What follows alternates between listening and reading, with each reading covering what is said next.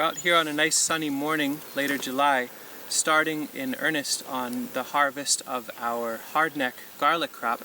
And I wanted to share a note here of what we tried a few years ago that worked beautifully. For some reason I took a year or two off on this concept, and then this last fall came back to it. And that's the idea of braiding together garlic production with trees from seed. And in this case, what we did is this particular bed, we figured we'd pause here and show this in a video before we do the harvest. In the fall, when it was time to plant garlic, we planted garlic all on the outside of this bed. So Sasha was just finishing up pulling some garlic here.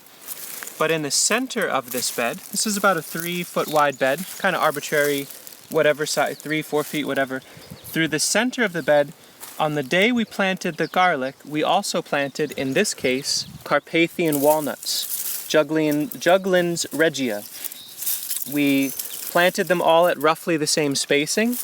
We gave the same basic treatment of wood chip mulch, and that was that. We did this in, I believe it was early November, as standard garlic planting time for our region. And to me, the beauty of this is the simplicity of collecting nuts happens in the fall. Planting garlic happens in the fall. The nuts would prefer to go into the soil rather than be stored in a fridge and all that anyway. And all the other experiments, all the other cultivation and formal production we're doing, most of the Carpathian walnuts that we have this year are actually in this bed, where we just push them in the ground in the fall, mulch them. We never watered.